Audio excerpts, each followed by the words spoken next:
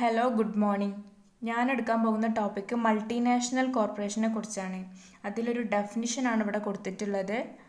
Neil H ജേക്കബി എന്ന് പറഞ്ഞ ആൾ കൊടുത്തിട്ടുള്ള ഡെഫിനിഷനാണ്. A multinational corporation owns and manages business in 2 or more countries. രണ്ടോ അതിലധികമോ രാജ്യങ്ങളിൽ ഒരു കമ്പനിയുടെ ബിസിനസ്സിൻ്റെ മാനേജ്മെൻറ്റ് നടക്കുന്നുണ്ടെങ്കിൽ അല്ലെങ്കിൽ അതിൻ്റെ ഓപ്പറേഷൻസ് നടക്കുന്നുണ്ടെങ്കിൽ അത്തരം കമ്പനികളെയാണ് മൾട്ടിനാഷണൽ കോർപ്പറേഷൻ എന്ന് പറയുന്നത്. Multinational corporations or multinational companies R corporate organisations that operate in more than one country other than home country. Home country കൂടാതെ ഒന്നിൽ കൂടുതൽ രാജ്യങ്ങളിൽ ആ കമ്പനിയുടെ ഓപ്പറേഷൻസ് നടക്കുന്നുണ്ടെങ്കിൽ അത്തരം കമ്പനികളെയാണ് മൾട്ടിനാഷണൽ കമ്പനീസ് എന്ന് പറയുന്നത്.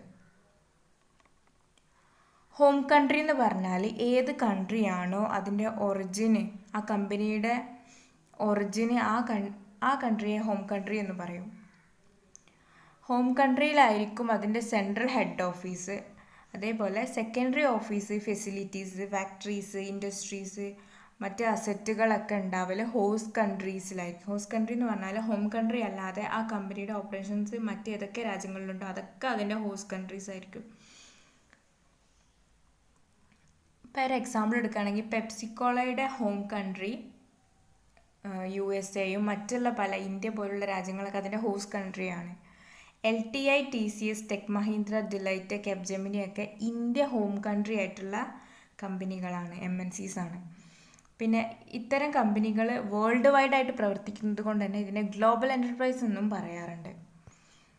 അടുത്തത് ഫീച്ചേഴ്സ് ഓഫ് MNC ആണ്. MNCയുടെ ഫീച്ചേഴ്സ് അതിൽ ഒന്നാണ് ലൊക്കേഷൻ. ഹോം കൺട്രിയിലായിരിക്കും അതിൻ്റെ ഹെഡ് ക്വാർട്ടേഴ്സ് ഉണ്ടാവുക. മറ്റുള്ള ഓപ്പറേഷൻ ഡിവിഷൻസൊക്കെ മറ്റുള്ള രാജ്യങ്ങളിലും ആയിരിക്കും. രണ്ടാമത്തേതാണ് high turnover and mass asset. Indigenous ഫേംസിനെ കമ്പയർ ചെയ്യുമ്പോൾ ഒരുപാട് ടേൺ ഓവർ MNCs ഉണ്ടായിരിക്കും. അതേപോലെ ഫിസിക്കൽ അസറ്റും ഫിനാൻഷ്യൽ അസറ്റൊക്കെ ഹ്യൂജ് ആയിരിക്കും. അതിനൊരു എക്സാമ്പിളാണ് ആപ്പിൾ എന്ന കമ്പനിയുടെ ക്യാപിറ്റലൈസേഷൻ $1 trillion ആണ്. അതിൽ സൗദി അറേബ്യ എന്ന രാജ്യത്തിൻ്റെ മൊത്തം ഇക്കോണമിയേക്കാൾ വലിയൊരു എമൗണ്ടാണ് ഈ ആപ്പിളിൻ്റെ ക്യാപിറ്റലൈസേഷൻ എമൗണ്ട്. ഇനി മൂന്നാമത്തേത് aggressive marketing. Aggressive marketing allows them to capture the market and sell their product globally. Aggressive മാർക്കറ്റിങ്ങിലൂടെ ഗ്ലോബൽ മാർക്കറ്റിനെ ക്യാപ്ചർ ചെയ്യാനോ അതേപോലെ ഗ്ലോബലി അവരുടെ പ്രൊഡക്റ്റ് സെൽ ചെയ്യാനോ സാധിക്കാതെ MNCയുടെ ഒരു പ്രത്യേകതയാണ്. നാലാമത്തേത് control. MNCs have unity of control, head office, ultimate control. MNCയുടെ കൺട്രോൾ ഹെഡ് ഓഫീസ് ആയിരിക്കും. മറ്റുള്ള രാജ്യങ്ങളുടെ ഓഫീസ്, മറ്റുള്ള പ്രവർത്തനങ്ങളൊക്കെ കൺട്രോൾ ചെയ്യുന്നത് ഹെഡ് ഓഫീസിലായിരിക്കും. ഹെഡ് ഓഫീസ് ഫ്രെയിം ചെയ്ത പോളിസി അനുസരിച്ചായിരിക്കും മറ്റുള്ള പ്രവർത്തനങ്ങളൊക്കെ നടക്കുന്നത്. അൾട്ടിമേറ്റ് കൺട്രോളൊക്കെ എല്ലാം ഹെഡ് ഓഫീസാണ്. അൾട്ടിമേറ്റ് കൺട്രോളും ഹെഡ് ഓഫീസാണ്. 5 technological advancement. Invest huge amount of money on research and development of latest technology. Research and ഡെവലപ്മെൻറ്റിൽ ഒരുപാട് എമൗണ്ട് ഇൻവെസ്റ്റ് ചെയ്യുന്നത് കൊണ്ട് തന്നെ അവിടെ ടെക്നോളജിക്കൽ അഡ്വാൻസ്മെൻ്റ് ഉണ്ട്. 6 management by professional. MNCs manage ചെയ്യുന്നത് പ്രൊഫഷണലായിട്ടുള്ള കോമ്പീറ്റബിൾ ആയിട്ടുള്ള മാനേജേഴ്സ് ആയിരിക്കും. ടോപ്പ് ലെവൽ മാനേജേഴ്സ് ആയിരിക്കും MNCs മാനേജ് ചെയ്ത് കൊണ്ടുപോകുന്നത്. അടുത്തത് factors contributed for the growth of MNCs. MNCയുടെ വളർച്ചയ്ക്ക് കാരണമായ ഘടകങ്ങളാണ് പറയുന്നത്. അതിൽ ഒന്ന് market expansion. The growth of GDP and per capital income in various countries led to increasing demand for goods and services. Companies in developed economies explain their operations overseas to exploit expanding the markets abroad. പല രാജ്യങ്ങളിലെയും GDP വർദ്ധിക്കുകയും per capital income വർദ്ധിക്കുകയും ചെയ്തതിലൂടെ goods and സർവീസിൻ്റെ ഡിമാൻഡും കൂടി. അപ്പോൾ developed കൺട്രീസിലെ MNCs അവരുടെ operation മറ്റുള്ള രാജ്യങ്ങളിലോട്ട് വ്യാപിപ്പിക്കാൻ ഈ ഒരു ഡിമാൻഡിൻ്റെ വർധനവോടെ തീരുമാനിക്കുക. അങ്ങനെ MNCയുടെ വളർച്ചയ്ക്ക് അതൊരു കാരണമായിട്ടുണ്ട്. 2 marketing സുപ്പീരിയോറിറ്റീസ്. MNCs enjoy a number of market superiorities over the domestic companies. Domestic കമ്പനീസിൻ്റെ മുകളിൽ ഒരുപാട് ഡൊമസ്റ്റിക് കമ്പനീസിനേക്കാൾ ഒരുപാട് സുപ്പീരിയോറിറ്റീസ് MNCസിന് ചില കാര്യങ്ങളുണ്ട്. അതിൽ മാർക്കറ്റിങ്ങിൻ്റെ കാര്യങ്ങളിൽ വരുന്ന സുപ്പീരിയോറിറ്റീസ് ആണ് താഴെ പറയുന്നത്. More reliable information, market reputation, less difficulty in marketing, effective advertising and sales promotion techniques, transportation and warehousing facilities. ഈ കാര്യങ്ങളിലൊക്കെ MNCസിന് മാർക്കറ്റിംഗ് സുപ്പീരിയോറിറ്റീസ് ഉണ്ട്. അടുത്തത് ഫിനാൻഷ്യൽ സുപ്പീരിയോറിറ്റി. ഫിനാൻഷ്യൽ കാര്യങ്ങളിലും ചില മേൽക്കോയ്മ MNCസിനുണ്ടായി. താഴെ പറയുന്നതാണ് ഹ്യൂജ് ഫിനാൻഷ്യൽ റിസോഴ്സസ്. വലിയ ഫിനാൻഷ്യൽ റിസോഴ്സസ് MNCസിനുണ്ട്. Effective use of funds effectively and economically as the excess funds from one country can be used to meet requirements of the in another countries. Available ആയിട്ടുള്ള fund എഫക്റ്റീവായിട്ട് utilise ചെയ്യാനും MNCസിന് പറ്റും. ഒരു രാജ്യത്ത് excess fund ഉണ്ടെങ്കിൽ അത് മറ്റൊരു രാജ്യത്ത് ഒരു ആവശ്യം ഉണ്ടെങ്കിൽ ആ ഫണ്ട് യൂട്ടിലൈസ് ചെയ്യാൻ MNCസിനെ കൊണ്ട് സാധിക്കും. Mobilise different types of resources of high quality easily. High quality resources പെട്ടെന്ന് മൊബിലൈസ് ചെയ്യാൻ MNCസിൻ്റെ കയ്യിൽ ഒരുപാട് ഫിനാൻഷ്യൽ റിസോഴ്സ് ഉള്ളതുകൊണ്ട് സാധ്യമാണ്. Access to international banks and financial institutions. Financially sound ആയിട്ടുള്ള ഓർഗനൈസേഷൻ ആയതുകൊണ്ട് തന്നെ ഇൻ്റർനാഷണൽ ബാങ്കിൽ നിന്നും ഫിനാൻഷ്യൽ ഇൻസ്റ്റിറ്റ്യൂഷനിൽ നിന്നൊക്കെ ഫണ്ട് ആക്സസ് ചെയ്യാൻ പെട്ടെന്ന് സാധിക്കും. നാലാമത്തേതാണ് technological superiorities. Multinational have strong research and development departments. They can invent and innovate new products and process more easily and frequently. Multinational കമ്പനീസിന് ഒരുപാട് റിസർച്ച് ആൻഡ് ഡെവലപ്മെൻറ്റ് ഡിപ്പാർട്ട്മെൻറ്റ്സ് ഉള്ളത് കൊണ്ട് തന്നെ അവർക്ക് പുതിയ പ്രോഡക്റ്റ് ഇന്നോവേറ്റ് ചെയ്യാനൊക്കെ സാധിക്കും, പെട്ടെന്ന് സാധിക്കും. അത് അതിൻ്റെ ഒരു സുപ്പീരിയോറിറ്റിയാണ്, ടെക്നോളജിക്കൽ സുപ്പീരിയോറിറ്റിയാണ്. 5 strategic FDI. Strategic motive for making investment as another reason for the growth of MNCs. MNCയുടെ വളർച്ചയ്ക്ക് കാരണമായ മറ്റൊരു ഘടകം എന്ന് പറഞ്ഞാൽ സ്ട്രാറ്റജിക് മോട്ടീവാണ്. MNCs enter foreign market to protect their market share when this is being threatened by the potential entry of indigenous firms or multinationals from other countries. പല MNCസും foreign കൺട്രീസിൽ അവർ investment നടത്താനുള്ള സ്ട്രാറ്റജിക് ഡിസിഷൻ എടുക്കുന്നത് അവരുടെ market share വേറെ ഏതെങ്കിലും രാജ്യത്തെ കമ്പനികളോ അല്ലെങ്കിൽ ആ രാജ്യത്തെ തന്നെ ഇൻഡിജീനിയസ് ഫേമോ എടുക്കുന്നതിന് മുന്നേ അവർ അതിനെ പ്രൊട്ടക്റ്റ് ചെയ്യാൻ വേണ്ടിയിട്ട് ആ ഒരു മാർക്കറ്റ് ഷെയർ അവർ ഉറപ്പ് വരുത്താൻ വേണ്ടിയിട്ട് അവർ വേഗം ഇൻവെസ്റ്റ് ചെയ്യുകയാണ്. മറ്റുള്ള ഏതെങ്കിലും കമ്പനി ആ ബെനിഫിറ്റ് എടുക്കുന്നതിന് മുന്നേ അവർ ഇൻവെസ്റ്റ് ചെയ്യുന്ന ഒരു സ്ട്രാറ്റജിക് FDI ആണത്. 6 product innovation. Wide spread operations in many countries collect information regarding customers taste and preferences. MNCs with a strong research and development department invent new product and develop the existing product. ഒരുപാട് രാജ്യങ്ങളിൽ ഇത്തരം കമ്പനികൾക്ക് operations ഉള്ളത് കൊണ്ട് തന്നെ different types of കസ്റ്റമേഴ്സിൻ്റെ taste and പ്രിഫറൻസിനെ കുറിച്ചുള്ള ഇൻഫർമേഷൻ കളക്ട് ചെയ്യാനും അതേപോലെ റിസർച്ച് ആൻഡ് ഡെവലപ്മെൻറ്റ് ഡിപ്പാർട്ട്മെൻറ്റ് ഉള്ളതുകൊണ്ട് തന്നെ പുതിയ പ്രോഡക്റ്റ് ഡെവലപ്പ് ചെയ്യാനൊക്കെ സാധിക്കുന്നതിലൂടെ ഇവർക്ക് പ്രോഡക്റ്റ് ഇന്നോവേഷൻസിലും പെട്ടെന്ന് സാധിക്കും. 7 protecting secrecy. MNCs prefer direct investment rather than granting a license to a foreign company if protecting the secrecy of the product is important. MNC കൂടുതൽ prefer ചെയ്യുന്നത് direct invest ചെയ്യാനാണ്. കാരണം ഒരു കമ്പനിക്ക് അവർ ലൈസൻസ് കൊടുക്കുകയാണെങ്കിൽ അവരുടെ പ്രൊഡക്റ്റിനെ കുറിച്ചുള്ള ഇൻഫർമേഷനും അവർക്ക് കൊടുക്കേണ്ടി വരും ആ ലൈസൻസ് കൊടുക്കുന്ന കമ്പനിക്ക്. അപ്പോൾ അവരുടെ പ്രൊഡക്റ്റിനെ കുറിച്ചുള്ള സീക്രസിയൊക്കെ അവരുടെ കയ്യിൽ നിന്ന് ലീക്ക് ആവാൻ ചാൻസ് ഉണ്ട്. അപ്പോൾ അവർ കൂടുതൽ പ്രിഫർ ചെയ്യുന്നത് ഡയറക്റ്റ് ഇൻവെസ്റ്റ്മെൻ്റ് ആണ്. അതാകുമ്പം സീക്രസിയൊക്കെ പ്രൊട്ടക്റ്റ് ചെയ്യാൻ പറ്റും.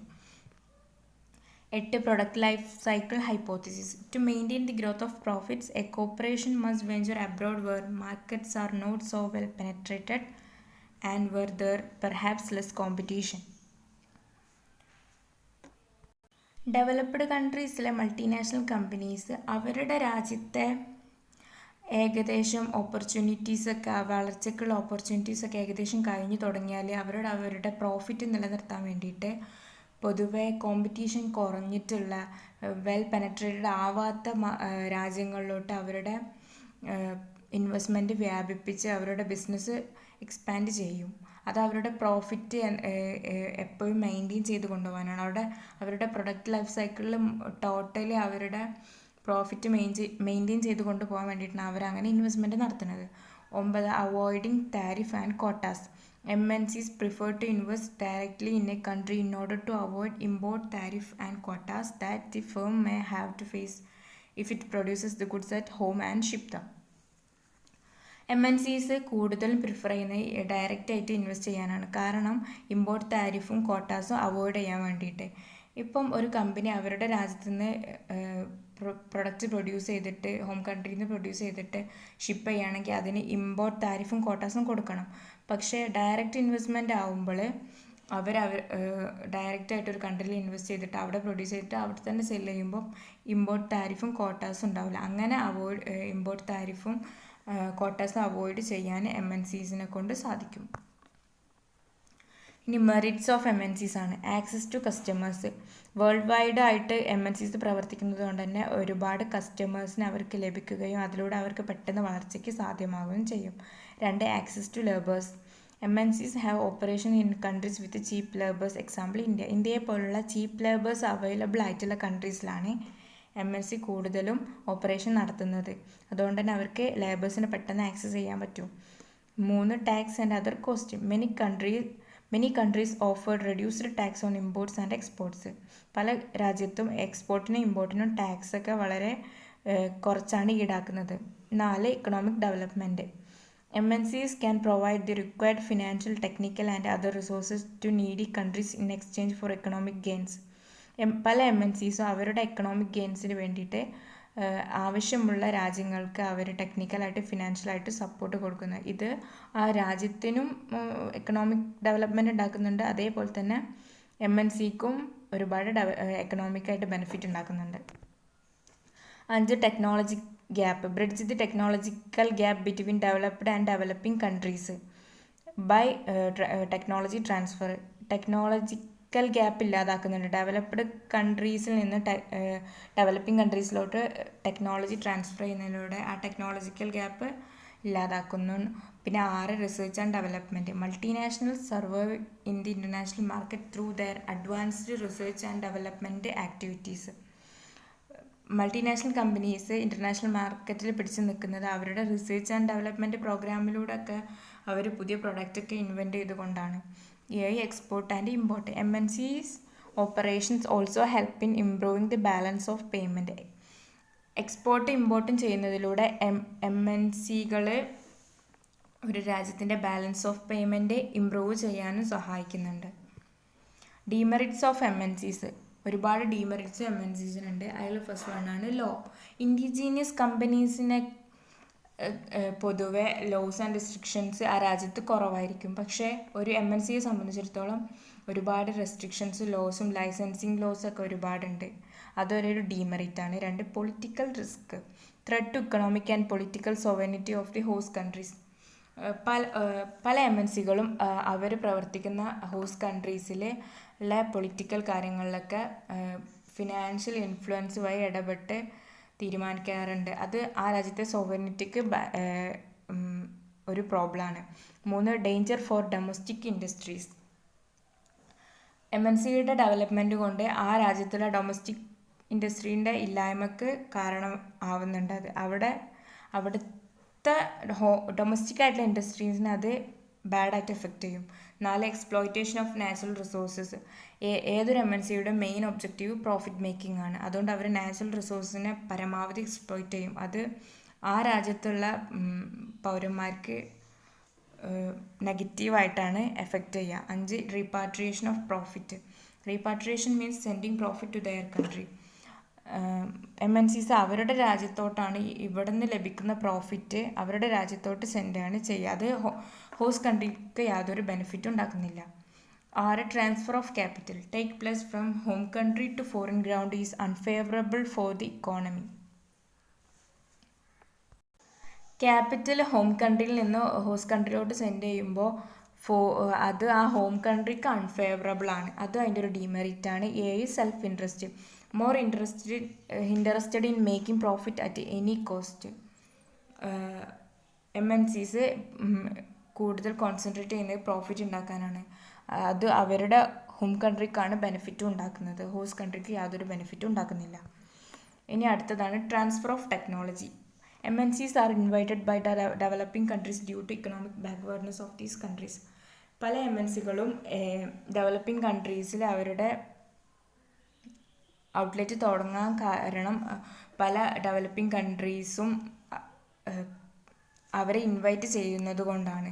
കാരണം അവരെ ഇക്കണോമിക് ബാക്ക്വേർഡായ അവസ്ഥ ആയതുകൊണ്ട് തന്നെ അവരെ MNCസിനെ ഇൻവൈറ്റ് ചെയ്യുന്നു. അതേപോലെ MNCസിന് ഒരുപാട് ഫണ്ട്, ഫിനാൻഷ്യൽ റിസോഴ്സ് ഉള്ളതുകൊണ്ട് തന്നെ അവർ ഒരുപാട് റിസർച്ച് ആൻഡ് ഡെവലപ്മെൻറ്റിലൂടെ ടെക്നോളജി അഡ്വാൻസ്മെൻറ്റ് കൊണ്ടുവരുന്നുണ്ട്. The developing economies regard the transfer of technology from MNCs as a useful account due to the following reasons. താഴെ പറയുന്ന കാരണങ്ങൾ കൊണ്ടാണ് ടെക്നോളജി ട്രാൻസ്ഫർ ഡെവലപ്പിംഗ് ഇക്കോണമീസിന് യൂസ്ഫുൾ ആണെന്ന് പറയുന്നത്. അതിലൊന്ന്, industrialisation is in backward state in developing countries and insufficient resources to develop the technology. Developing കൺട്രീസിൽ industrialisation ഇപ്പോഴും ബാക്ക്വേർഡ് ആയിട്ടുള്ള അവസ്ഥയിലാണ്. അതേപോലെ ടെക്നോളജി വളരാൻ മാത്രമുള്ള റിസോഴ്സസ് അവിടെ ഇല്ലതാനും. പിന്നെ അടുത്തതാണ് positive of financial resource and low level of technology. Financial resources കുറവാണ്, അതേപോലെ ടെക്നോളജിയുടെ ഡെവലപ്മെൻറ്റൊക്കെ ഭയങ്കര മന്ദഗതിയിലാണ്. അടുത്തത് local manpower, material, capital അതൊക്കെ ഉണ്ടെങ്കിൽ പോലും അവർക്ക് അത് ഒപ്റ്റിമം യൂട്ടിലൈസ് ചെയ്യാനുള്ള കപ്പാസിറ്റി ഡെവലപ്പിംഗ് കൺട്രീസിന് സ്വന്തമായിട്ടില്ല. അടുത്തത്, developing countries suffer from positive of foreign exchange resources invite MNCs in this regard. അതേപോലെ developing കൺട്രീസിന്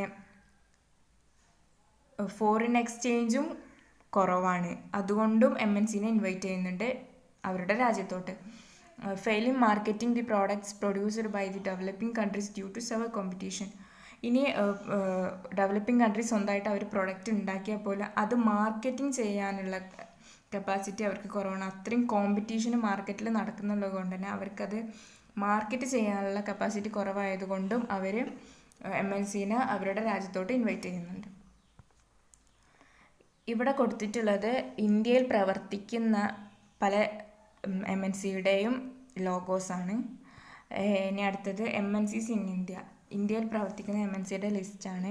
Microsoft corporation, IBM, Nestle, Procter and Gamble, Coca Cola, PepsiCo, Citi group, Sony corporation, Hewlett Packard, Apple Inc, Tata group, Aditya Birla group, Cognizant, ഇവയൊക്കെയാണ് ഇന്ത്യയിൽ പ്രവർത്തിക്കുന്ന MNCs. Contribution of MNCs to India. ഇന്ത്യക്ക് ഒരുപാട് contribution MNCs കൊടുത്തിട്ടുണ്ട്, നെഗറ്റീവായിട്ടും പോസിറ്റീവായിട്ടും. അത് പ്രോഫിറ്റ് മാക്സിമൈസേഷൻ, അതിൽ ഫസ്റ്റ് വണ്ണാണ് MNCയുടെ മെയിൻ ഒബ്ജക്റ്റീവ് പ്രോഫിറ്റ് മാക്സിമൈസേഷൻ ആണ്. രണ്ടാമത്താണ് international network marketing. Most of the MNCs transfer the foreign exchange their parent country just in the name of import from there home country. അവരുടെ home കൺട്രിയിൽ നിന്ന് import ചെയ്യുന്നുണ്ട് എന്നുള്ള ഒരു കാരണം കൊണ്ട് അവരുടെ ഈ ഹോസ്റ്റ് കൺട്രീസിൻ്റെ ഫോറിൻ എക്സ്ചേഞ്ചൊക്കെ അവരുടെ രാജ്യത്തോട്ടാണ് കൊണ്ടുവരുന്നത്. അത് ഒരിക്കലും ഹോസ്റ്റ് കൺട്രിക്ക് ബെനിഫിറ്റ് ഉണ്ടാക്കണില്ല. 3, ഡൈവേഴ്സിഫിക്കേഷൻ പോളിസി.